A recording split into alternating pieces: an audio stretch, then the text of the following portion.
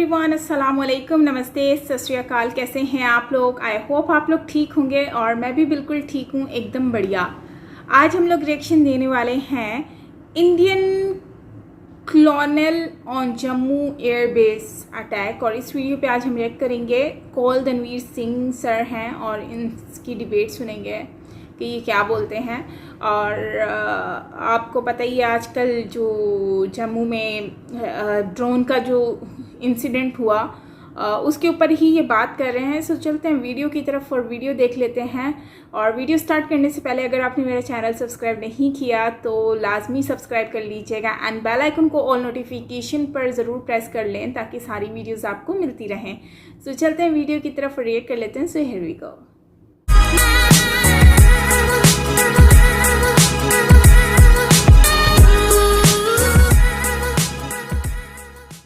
और आप anti drone कार्रवाई क्यों नहीं कर सकते, वो डिटेक्ट क्यों नहीं करे आप? 540। तो ये मैं आपको बड़ी क्लियरली बता दूं कि दुनिया के अंदर कोई भी टेक्नोलॉजी आज की तारीख में मौजूद नहीं है जो लो टेक्नोलॉजी ड्रोन्स को आइडेंटिफाई कर सके, रेडार सिग्नेचर उसका पकड़ सके और उसको टारगेट कर सके। एक दूसरी चीज, अगर लो कॉस्ट ड्रोन को टारगेट करना है, इसमें देखिए पाकिस्तान की स्ट्रेटजी बहुत अमेजिंग है। लो कॉस्ट ड्रोन बाजार में 10,000 से 50,000 तक का आ जाता है, ओपन मार्केट में मिल जाता है। आप उस ड्रोन में 5-6 किलो का एक आरडीएस का बम लगाकर आप कहीं भी जाके ड्रॉप कर सकते हैं। उसकी रेंज भी 10-5 किलोमीटर की होती है। अब इसको आप पाकिस्तान से उड़ाएं 10-5 तो किलोमीटर उसके अंदर बहुत खतरे हैं। आप वैसे ही एफएटीएफ की ग्रे लिस्ट पे हैं और उसके बड़े सारे अलग डायमेंशन। तो सबसे सिंपल तरीका ये है कि कश्मीरी टेररिस्ट को आप ये मुहैया कराइए और आप उनसे ये कार्रवाई कराइए। सिंपैथाइजर्स पाकिस्तान के यहाँ भी बहुत सारे हैं और इंडिया के सिंपैथाइजर्स पाकिस्तान में भी बहुत सारे हैं, तो इनका इस्तेमाल किया जा सकता है। कोई बड़ा काम नहीं है और आपने ये बड़ा काम कर दिया। अब क्या होता है कि जब शर्मो शर्मी काम चल रहा होता है तो चल रहा होता है, जब एक बार पर्दा उठ जाता है तो शर्म और लिहाज जो है खत्म हो जाती है। और ये जो अभी जो नया जो जो जो खत्म हो जाती है, शुरू किया है, इसमें पर्दा हो गया है। तो मैं ये बता रहा था कि 10,000 से 50,000 के ड्रोन को अगर आपने ट्रैक करना है तो उसके लिए एक मुख्तलिफ किस्म के रडार आते हैं जो कि बहुत एक्सपेंसिव हैं।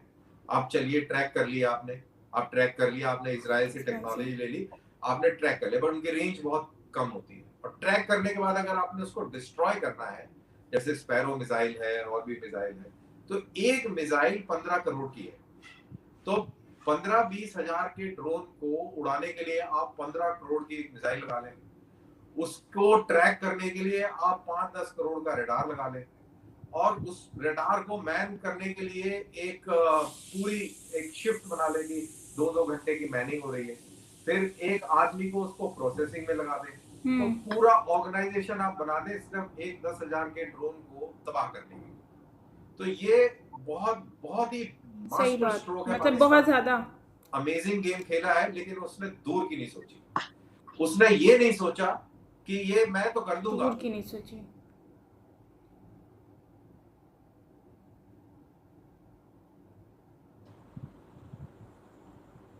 जी आप अब बोलिएगा दोबारा कौन सा? हाँ सॉरी, बीच में कॉल आ गया था, आप इसको एडिट कर दीजिएगा। जी जी।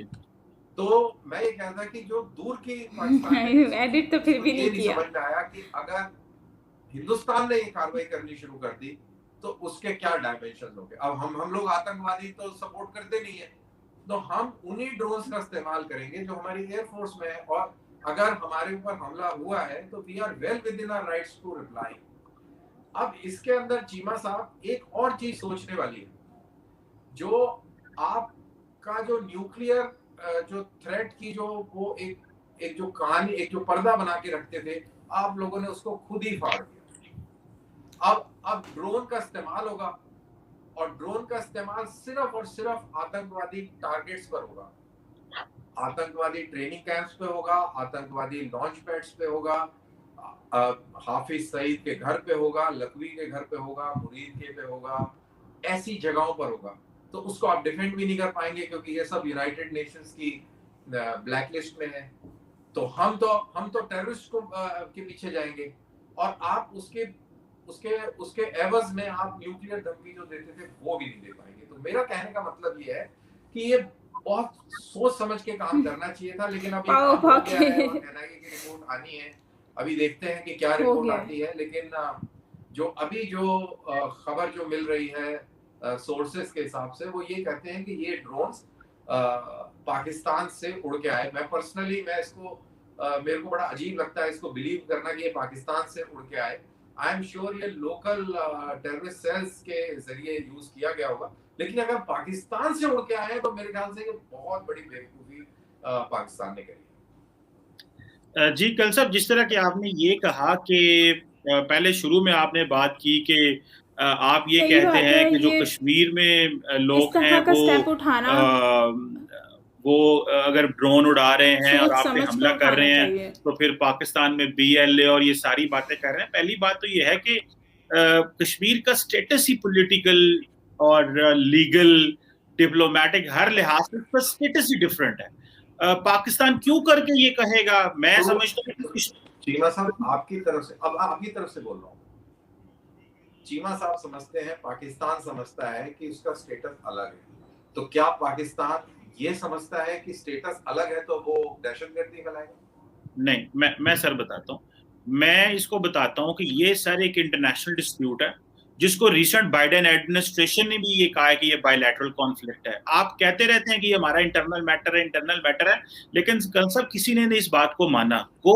मैं इस बात को मानता हूं कि भारत की जो पोजीशन है वो बहुत स्ट्रांग हुई है पिछले कुछ अरसे में, जिसकी वजह से भारत को बहुत ज्यादा डिप्लोमेटिक कामयाबियां हुई और हमें नहीं हुई। This is what I accept, which is a reality. लेकिन that does not mean the nature of the disputes has changed. उसकी नेचर चेंज नहीं हुई, हमारी स्ट्रेंथ और आपकी स्ट्रेंथ में फर्क ऊपर नीचे हुआ वो एक और चीज है। लेकिन कल साहब, जो कश्मीर में एक पोजीशन है उसमें अगर the people have a right, उनको हक है कि वो अपनी आवाज बुलंद कर सके। लेकिन Balochistan is not a disputed territory between two countries and there is no global convention और UN charter on Balochistan where someone can pick up weapon. अगर भारत के अंदर कोई बंदा किसी और टेरिटरी में कोई वेपन उठाएगा और भारत की सरकार के खिलाफ कदम उठाएगा तो मैं समझता हूं उनको क्रश कर देना चाहिए, एलिमिनेट कर देना चाहिए, क्योंकि वो भारत की सरकार और भारत की सॉवरेनिटी पे बहुत बड़ा हमला, और मैं उसको कभी भी सपोर्ट नहीं करूंगा when it comes. This is my perspective and this is, I am talking from a legal वो उस पर बात कर रहा हूं। हाँ, एक स्ट्रगल है वहां पे उन लोगों की, एक अपनी, हम उसको सपोर्ट नहीं करेंगे, हम माजी में करते रहे, हम अब उसको सपोर्ट नहीं करते। हाँ, वो लोग अगर उठते हैं, वो कुछ करते हैं, तो then they have a right. This is our position on on Kashmir, लेकिन हम सपोर्ट नहीं करेंगे उनको। और ये कश्मीरियों को कल साहब हम पे सही बड़ा गिला है, वो हमें बड़ी गाली देते हैं इस बात पे कि आप हमें क्यों सपोर्ट नहीं करते, स्पॉन्सर नहीं करते, आप हमें पैसा दें, फंडिंग दें, वेपन दें। लेकिन Pakistan has made this policy के enough is enough, we will just take this issue as per legal जो तरीके हैं उन्हीं के जरिए लेंगे, बिकॉज इसके जो कॉन्सिक्वेंसेज हैं वो माजी में भी बुरे हुए हैं और अभी भी हुए। एक छोटी सी बात कल साहब जो आपने की, that is very close to my heart. आपने कहा कि आप ने एक ड्रोन का जो शुरू किया है इसका नुकसान हो सकता है। कल साहब, मैं तो चाहूंगा एज ए सिटीजन, मैं कहता हूं कोई मुल्क एंड पर्टिकुलरली भारत तो सोचे भी ना कल साहब कि वो 1 इंच भी अंदर आएगा या वहां से टारगेट करेगा पाकिस्तान पे और कहेगा जी ये फला जगह पे हमने जो हिट किया ये हमारा एक इंटरनेशनल टारगेट था, हम इसको लेजिटिमेट टारगेट समझते हैं, फिर तो ये पंडोरा बॉक्स खुल जाएगा। वो कहते हैं ना कि अगर आपके पास कैपेबिलिटी है, कैपेबिलिटी तो पाकिस्तान के पास भी है, तो फिर ये वाकई पंडोरा बॉक्स खुल जाएगा। क्योंकि अगर कल साहब आप हमला करें और पाकिस्तान रिस्पॉन्ड ना करे तो मुझे ये बताएं, ये जो वजीर आजम बैठे हैं या जो हमारी आर्मी बैठी हो, ये किस काम की है भाई? हम तो कौन, ये तो कोई इलेक्शन ना जीत पाए, कोई घर से बाहर ना निकल पाए अगर इंडिया को रिस्पॉन्ड ना किया। And same is with the Indians. मैं ये नहीं कह रहा कि आपके लिए नहीं है, क्योंकि आपके भी वहां पे इसी तरह का टेम्परेचर है। अगर पाकिस्तान से कुछ होता है तो आप कहेंगे भाई ये जो पाकिस्तान से जवाब आया, ये कुछ किया है, तो इनको जो है वो हिट करना चाहिए। सो मेरा ख्याल है कि अगर कश्मीरी करते हैं तो ये कश्मीरियों के साथ बैठ के आप लोगों को देखिए आपको ये मालूम होना चाहिए कि जो पाकिस्तान के सपोर्ट में कश्मीरी हैं उनकी बहुत कम तादाद है, और अगर आप 100 लोगों में से एक आदमी को AK-47 दे दें तो उसका बोलबाला हो जाता है, उससे दहशत फैल जाती है। और अब वो दहशत वैली में बहुत कम हो गई है। बहुत सारे आतंकवादी मारे गए हैं। कल ही एक पाकिस्तानी आतंकवादी और एक कश्मीरी लश्कर तौयबा का एक आतंकवादी कल ही मारा गया है। कल मारा गया है, पता नहीं आज सवेरे मारा गया है। आई थिंक आज सवेरे मारा गया है। तो ये दहशतगर्द के खिलाफ हमारी जंग बड़ी तेजी से चल रही है और हम इसको छोड़ेंगे नहीं। और जहां तक सवाल पाकिस्तान का है, बिल्कुल अगर हम पाकिस्तान पे हमला करेंगे, पाकिस्तान उसका जवाब देगा। और ऐसा पहली बार नहीं हुआ है, ऐसा हमेशा से होता है, पिछले 70 साल से यही हो रहा है। और हर बार ये at the end of the day यही प्रूव हुआ है कि पाकिस्तान ने गलती करी। आपने चाहे 47-48 की लड़ाई हो, वो आपने आइडिया ऑफ इंडिया को चैलेंज किया। आप ये कहते हैं कि क्योंकि कश्मीर में मुसलमान है इसलिए वो पाकिस्तान होना चाहिए, और हम ये कहते हैं कि वहां पर हिंदू, सिख और मुसलमान सब रहते हैं, वो आइडिया ऑफ इंडिया को रिप्रेजेंट करता है। और हम आपके आइडिया ऑफ पाकिस्तान को रिजेक्ट करते हैं। हम कम्युनल लाइंस पर आपको वो जगह नहीं दे सकते। और हम अपने इस आइडिया ऑफ इंडिया को बिल्कुल डिफेंड करेंगे। आइडियाज के ऊपर ही मुल्क होते हैं, आइडिया नहीं तो मुल्क नहीं। अब आइडिया ऑफ पाकिस्तान बांग्लादेश में नहीं था, खत्म हो गया, तो इसलिए वहां बांग्लादेश बन गया। अब आइडिया ऑफ पाकिस्तान पंजाब में और बलूचिस्तान में, सिंध में और केपी में चल रहा है, तो तभी आप उस मुल्क की नुमाइंदगी कर रहे हैं और मैं आइडिया ऑफ इंडिया की नुमाइंदगी कर रहा हूँ। तो हम अपने आइडिया ऑफ इंडिया को डिफेंड करेंगे चाहे कुछ भी हो जाए, और डिफेंड भी नहीं करेंगे, डिफेंड ही करेंगे। और उसके अलावा जो दुश्मन आइडियोलॉजी है उसको हम तबाह भी करेंगे। और मैं आपको बहुत जिम्मेदारी से आपको ये बताऊं कि अगर इसके तार पाकिस्तान से निकले पुख्ता पाए गए तो आप ये मेरे से नोट कर लीजिए कि इसका जवाब बिल्कुल दिया जाएगा। और हम चाहेंगे कि पाकिस्तान उसका रिटेलिएट करे, क्योंकि जब तक पाकिस्तान रिटेलिएट नहीं करेगा तब तक हम और बड़ा काम नहीं कर पाएंगे। तो हमें अगर बड़ा काम करना है और आइडियोलॉजी को टारगेट करना है तो हम चाहेंगे कि पाकिस्तान रिटेलिएट करे, और उस चीज का बेसब्री से इंतजार होगा। चीमा साहब, इसमें गलतफहमी बिल्कुल मत रखिएगा।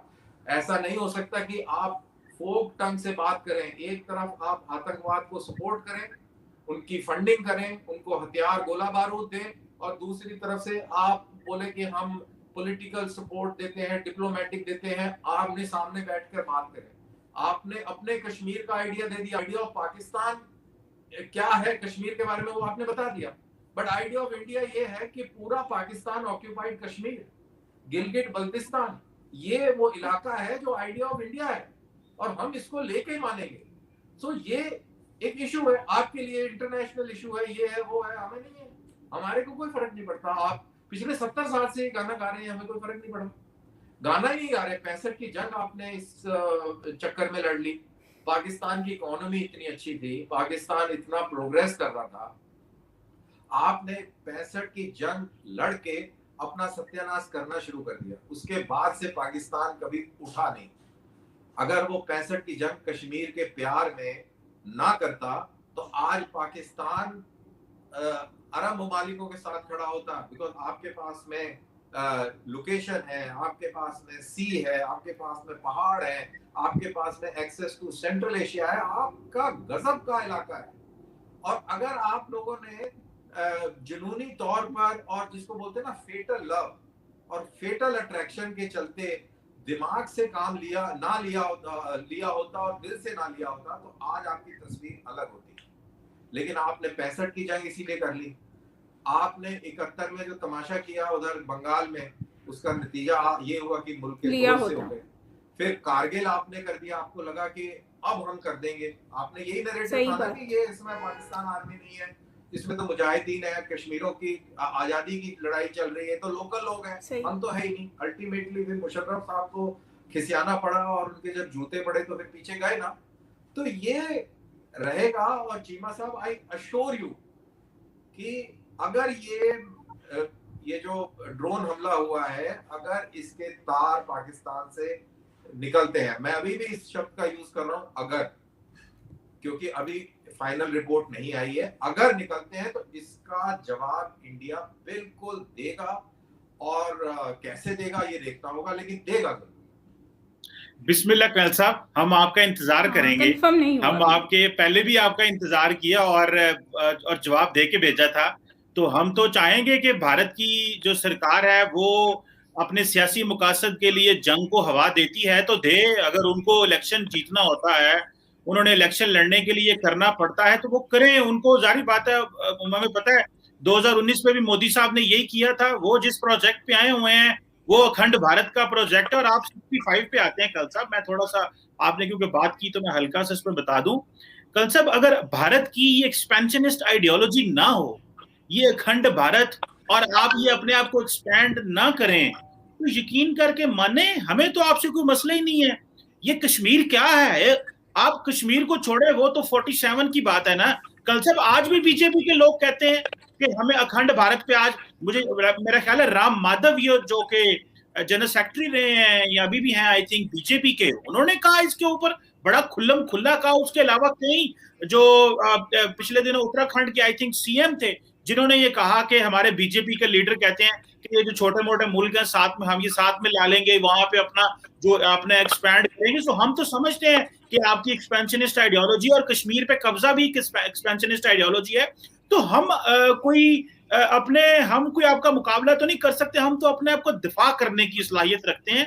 हम उस तरह एक्सपैंड नहीं करना चाहते, हम आपको अपने आप को कल साहब, हम सिर्फ अपना दिफा करना चाहते हैं। और अगर आपके इस तरह के डिजाइन 47 ऑनवर्ड ना होते तो हमें इतनी बड़ी फौज और ये सारा कुछ, फिर आप न्यूक्लियर में चले गए, फिर हमें वो भी करना पड़ा। तो हम तो अपनी छोटा सा, मैं कंप्लीट करने लगा सर, कंप्लीट करने, मैं आपकी बात सर्वाइवल की जंग लड़ रहे हैं, एक्सपेंशनिस्ट हम नहीं है, सिर्फ सर्वाइवल की जंग लड़ रहे हैं। मैं वही क्लैरिफाई कर दूं। देखो, बहुत अच्छा डिस्कशन में इमोशंस और रिटोरिक लाके बड़ा मजा आता है बात करने में, लेकिन थोड़ा सा अगर हम हिस्ट्री भी पढ़ लें तो उसमें कोई बुराई नहीं होती। एक स्टैंड स्टिल एग्रीमेंट किया था महाराजा कश्मीर ने पाकिस्तान के साथ और इंडिया के साथ, और उसका जो मुआहदे को तोड़ा था वो जिन्ना साहब ने तोड़ा था। स्टैंड स्टिल एग्रीमेंट को तोड़ने वाले जिन्ना साहब थे। कश्मीर के ऊपर कब्जा करने वाले पाकिस्तानी फौज और कबायली थे। हिंदुस्तान की फौज तो बहुत बाद में गई जनाब, जब आपके फौजी और कबायली बारामूला में औरतों की इज्जत लूट रहे थे और 24 घंटे उन्होंने इज्जत लूटने और लोगों के घरों को आग लगाने में जाया करे।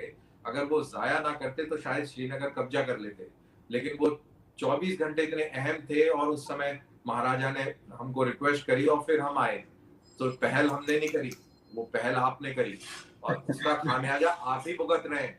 एक छोटा सा हमारे को तो जो दुख दर्द है वो है।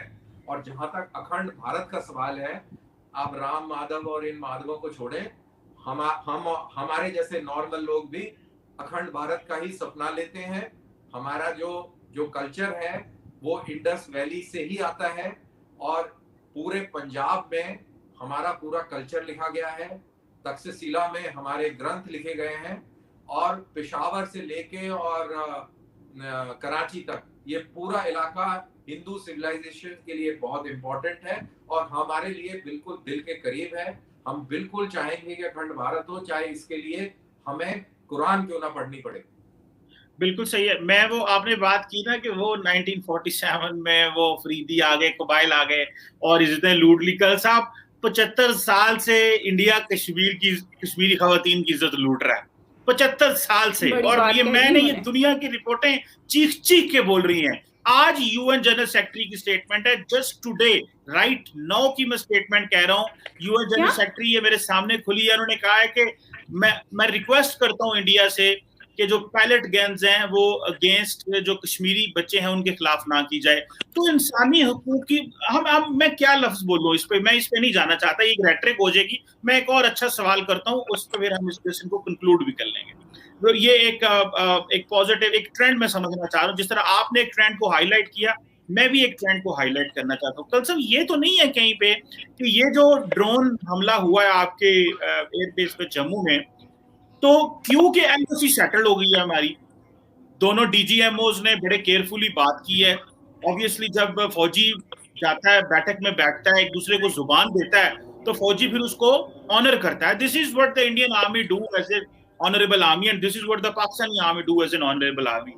तो क्या ये नई स्ट्रेटजी तो नहीं है कि जिस तरह पाकिस्तान में ये तस्वर है और इंडिया में अंदर भी ये तस्वर है, इंडिया के बहुत सारे लोगों ने ये बात कहा कि नरेंद्र मोदी साहब ने भारतीय फौज को अपने पॉलिटिकल पर्पसेस के लिए यूज किया एंड बिपिन रावत साहब उसका आलाकार बने।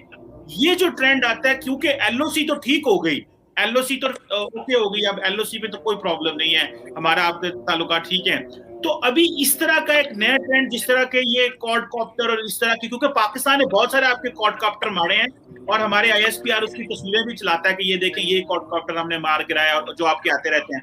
तो क्या ये नया ट्रेंड तो नहीं है कि एलओसी को छोड़ो और कश्मीर के अंदर अगर कोई इस तरह करे तो ये कह सकते, क्योंकि वो ये कहा जा सकता है कि वो पाकिस्तान से उड़ा है और इस तरह की चीजें, तो ये एक नई तरफ तो नहीं चीजें कॉन्फ्लिक्ट चल पड़ेगा? देखिए, पर्सनली बोले तो मैं इसके बिल्कुल खिलाफ हूं कि एलओसी के ऊपर सीज फायर हुआ है। एलओसी के ऊपर सीज फायर भारत के लिए बहुत नुकसानदेह है, क्योंकि इसके ऊपर जो खर्चा पाकिस्तान को उठाना पड़ रहा था वो इतना बड़ा था कि उसमें पाकिस्तानी इकोनॉमी को बहुत भारी चोट पहुंच रही थी। ऐसा ही हाल 2007 में हुआ था और तब हाथ जोड़ के मुशर्रफ साहब ने रिक्वेस्ट करी थी कि आप जो है सीज फायर कर दें। तब भी यही हालत था, इकोनॉमी के ऊपर बहुत फर्क पड़ रहा था और अब भी बहुत फर्क पड़ रहा था। हमारे मुल्क में बड़ी आसानी से हम लोग जो है पिघल जाते हैं।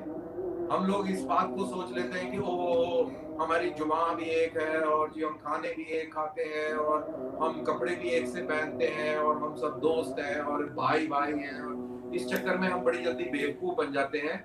लेकिन हम ये भूल जाते हैं कि अगला जो है वो आपको भाई नहीं समझता, वो तो आपको इंसान भी नहीं समझता। उसके कुरान में लिखा हुआ है, वो तो कुरान को फॉलो करता है। कुरान में लिखा हुआ है कि भाई तू तो काफिर है, तू तो आदमी नहीं है, तेरे को तो मारना मेरा हक है, तेरे को मारूंगा मुझे शबाब मिलेगा और मैं जन्नत में 72 हूरों के साथ में मजे करूंगा। तो ये तो उसकी सोच है और आप ऐसे बेवकूफ बने हुए हैं कि जी ओ हो जबान भी मिल गई और ये भी हो गया वो भी हो गया। तो आप छोटे से उस पे इनिशिएशन पे आपने सीज फायर कर दिया। इसमें फायदा किसका हो रहा है? इसमें फायदा पाकिस्तान का हो रहा है। सीज फायर करके आपने ड्रोन भेज दिए, 72 हो रहे हैं। तो आपने दुनिया को ये दिखा दिया कि हम पीस चाहते हैं, और आपने चुपके से जो आपकी फितरत है कि पीछे से चाकू भोंक दो, वो आपने कर दिया गेम। तो ये इंडियन आर्मी के जो आला अधिकारी हैं उनकी और जो गवर्नमेंट है आज की, ये उसकी बहुत बड़ी बेवकूफी है कि उसने पाकिस्तान के डीजीएमओ की रिक्वेस्ट को माना और सीज फायर को लागू किया। मान लिया कि हमारा भी नुकसान हो रहा था, लेकिन कोई बात नहीं। जब आप उस लेवल पर खेल रहे होते हैं, आइडियोलॉजी के साथ खेल रहे होते हैं, तो कुछ जान अपनी नछावर भी करनी पड़ जाए तो कोई टेंशन नहीं है। अपनी आइडियोलॉजी और अपने आइडिया को बचाने के लिए आपको अपनी जान की शहादत देनी पड़ेगी। और मेरे ख्याल से ये भारत की फौज को और ये गवर्नमेंट को समझना चाहिए। That is why I am not supportive of this LOC cease fire.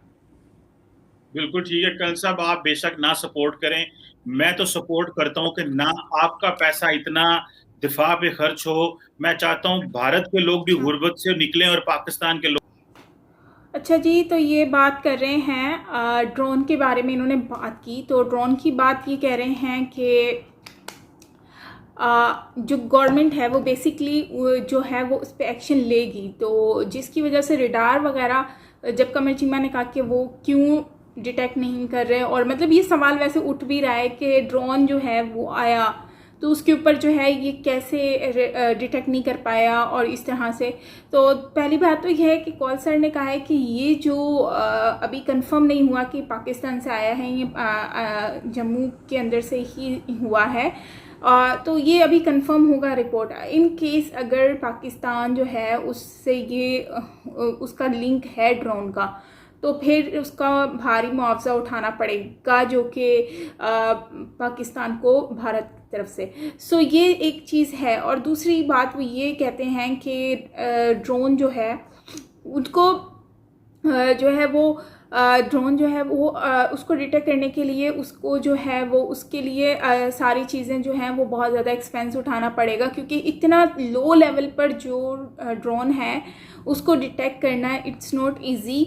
और अगर उसको डिटेक्ट करना है तो उसके लिए इज़राइल से जाकर उनसे चीज़ें लेनी पड़ेंगी, उनसे ये सारी चीज़ें लेनी होंगी जिससे वो डिटेक्ट कर सकें। लेकिन अब मेन चीज़ यहाँ पर ये आती है कि इतना खर्चा वो भी 30, 40, 50 हज़ार रुपये के लिए करें तो ये कॉमन सी बात है कि ये नहीं होगा।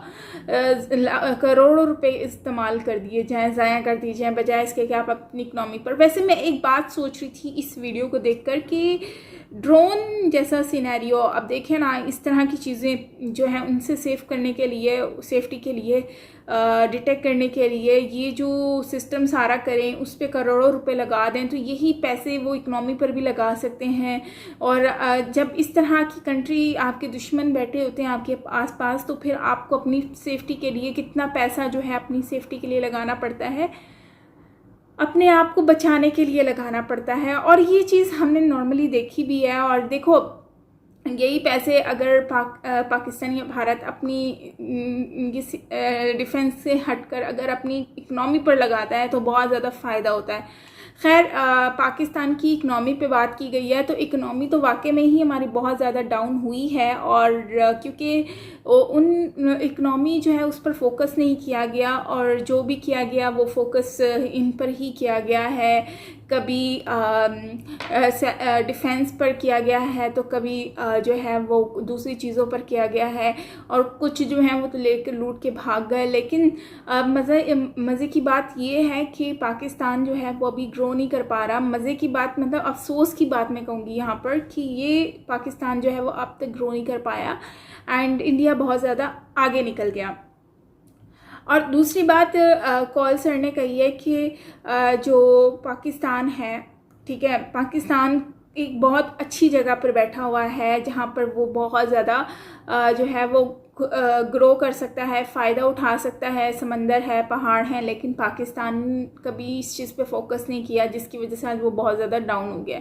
अगर वो इसको सही तरीके से यूज़ करेंगे तो उनको आगे जाकर फ़ायदा हो सकता है। और ये बात बिल्कुल ठीक है कि पाकिस्तान के पास हर वो चीज़ है जो कि एक मतलब कि एक कंट्री के पास होनी चाहिए। और इसको ऐसे जियोग्राफिकल लोकेशन है पाकिस्तान की के साथ में दूसरी कंट्रीज़ भी हैं जो सक्सेसफुल कंट्रीज़ हैं, और साथ में समंदर है, पहाड़ हैं, मतलब हर एक वो चीज़ है जो कि इनको चाहिए।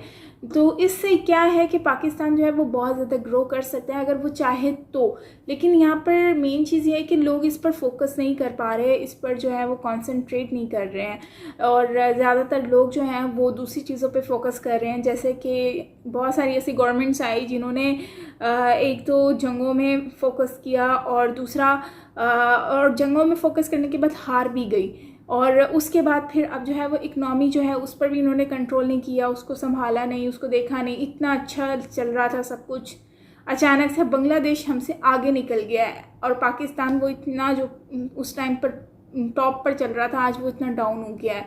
सो इस चीज़ से आइडिया लगा लें कि इन लोगों ने अपने पास्ट में क्या किया है।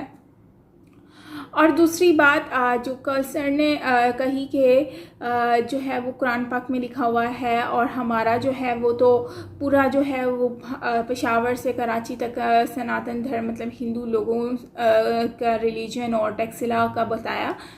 तो ये बात तो सच है कि सनातन धर्म में यहाँ से रिलेटेड बहुत हैं। अब सिंधु देश और सिंधु नदी और इस तरह से बहुत सारी चीज़ें जो हैं वो सुनने को भी मिली, और स्पेशली लाहौर राम जी के बेटे का घर, और इस तरह से ना ये सारी चीज़ें सुनने को मिलती हैं।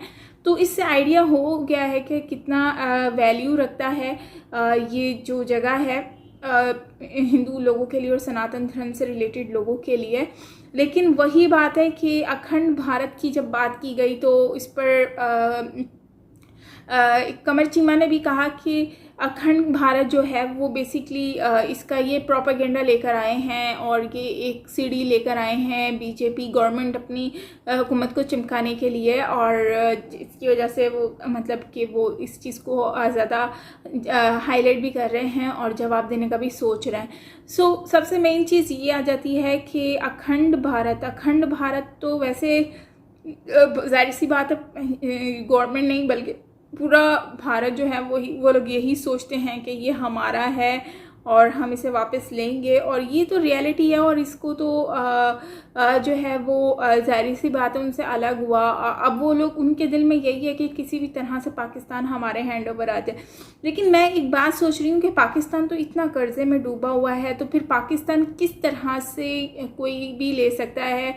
मतलब ऑलरेडी पाकिस्तान चाइना के हैंड ओवर हुआ है, गिरवी हुआ है, और पता नहीं ये कर्ज़ा उतार पाएंगे कि नहीं उतार पाएंगे। और वैसे मुझे लगता है कि ये कर्ज़ा तो नहीं उतार पाएंगे, लेकिन आने वाले वक्त में ही देखा जा सकता है कि किस हद तक और किस लेवल तक जाकर ये कर्ज़ा उतार पाएंगे कि नहीं उतार पाएंगे।